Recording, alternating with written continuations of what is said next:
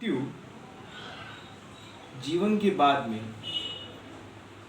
एक ऐसा बिंदु है जिसका जीवन में घटित होना अवश्यंभावी है। जीवन, जन्म और मृत्यु के बीच में बहुत सारे ऐसी घटनाएं होती है जिसका होना या नहीं होना कोई आवश्यक नहीं है। किसी के संतान होना आवश्यक नहीं है, किसी की शादी होना आवश्यक नहीं है, किसी की जॉब लगना आवश्यक नहीं है, या कोई सन्यासी बन जाए आवश्यक नहीं है। ये सभी अनिश्चित है, मगर जीवन के बाद में यदि एक बिंदु जो सभी के लिए निश्चित है वो मृत्यु। जीवन की तैयारी के लिए जन्म के बाद में सबसे महत्वपूर्ण मृत्यु की तैयारी। लोग सामान्य जन इस सत्य से भागते हैं, मृत्यु के बारे में सोचने से भी कतराते हैं। बात करना तो बहुत दूर की बात है।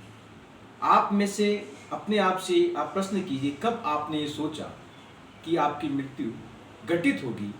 तब आपकी क्या प्रतिक्रिया होगी, क्या रेस्पॉन्स होगी? एग्जाम्स आपने दिए होंगे, तो एग्जाम से पहले लोग प्री एग्जाम देते हैं उस एग्जाम की तैयारी को देखने के लिए वास्तव में उसके लिए वो तैयार है या नहीं। जीवन का में ये तय नहीं कि मृत्यु कब आएगी। किसी की 20 में भी आ सकती है, किसी के 30 में भी, किसी के 90 के बाद में वो जीवित रह सकता है। तो जब जिसकी अनिश्चितता है, जो कभी भी किसी पल किसी क्षण घटित हो सकती है, तो उस परीक्षा के लिए हम तैयार क्यों नहीं होते मित्र? इसके लिए हमें तैयारी जीवन में होनी चाहिए। अब ये तैयारी कैसे हो? जब वो घटनाएं घटित हो तब हम अपने आप को कैसे संयमित रख पाए।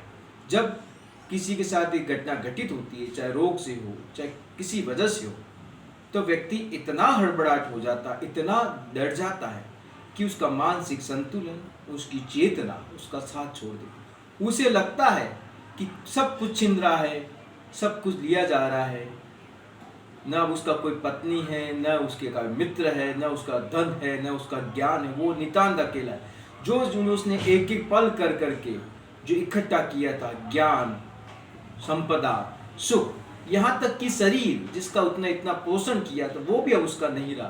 तो उसे एक प्रकार का दुख, वियोग, वेदना महसूस होती। वो अंदर तक कोशिका के स्तर तक झंझोड़ जाता है, वो अत्यंत अशांत हो जाता है। क्या?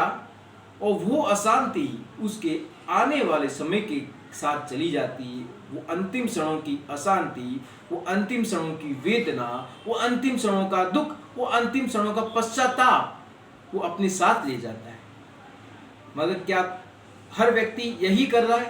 हर व्यक्ति की लगभग मृत्यु इसी प्रकार से हो रही है क्योंकि उसने कभी भी अपने जीवन में मृत्यु की तैयारी नहीं की।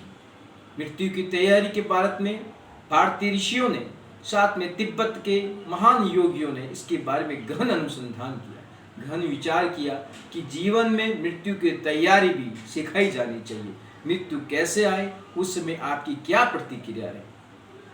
मुझे याद आता है कि आचार्य रजनीश को अपने पूर्व जन्म का तब ज्ञान हुआ जब वो अपने नाना जी को अपने छकड़ी में बैठा के, बैलों की छकड़ी में बैठा के, जो बीमार थे, मृत्यु शैया पे थे, अपने नानी के साथ पास वाले गांव में हॉस्पिटल में ले जा रहे थे क्योंकि उनके गांव के अंदर ऐसी सुविधाएं उपलब्ध नहीं थी। जब उनके नाना जी जिसे बहुत स्नेह करते थे, प्राण छूट रहे थे, और जब प्राण छूटते हैं तब आदमी को वियोग होता है, आदमी सब कुछ देखता है, उसे लगता है कि अब मैं कुछ नहीं कर पाता, मेरा ज्ञान, मेरा पैसा, मेरा धन कुछ काम नहीं। तो स्वतः ही रजनीश के मुंह से वो शब्द, वो विशेष मंत्र निकलने लगते हैं जो एक प्रकार की संवेदनाएं होती है, एक प्रकार की ऊर्जा होती है जिसका अर्थ रजनीश खुद नहीं जानते। अपने जीवन में बार बार उन्होंने वर्णन किया है कि वो ऐसे मंत्र तिब्बती भाषा में निकलने लगते हैं जिससे उनके नाना जी पर चमत्कारिक प्रभाव होता है।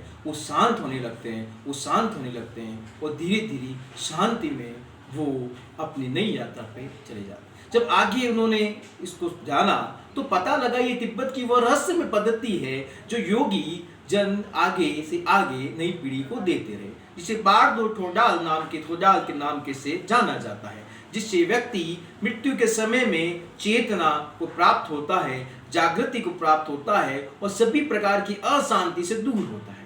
पूर्ण शांत होके जब व्यक्ति जीवन से, इस शरीर से मुक्त होता है तो नई यात्राएं पर निकलता है, एक शांति के साथ, एक सुख के साथ, एक चीर शांति के साथ। तो व्यक्ति को जीवन के बाद में सबसे महत्वपूर्ण तैयारी की जानी चाहिए तो मृत्यु की तैयारी की जानी चाहिए।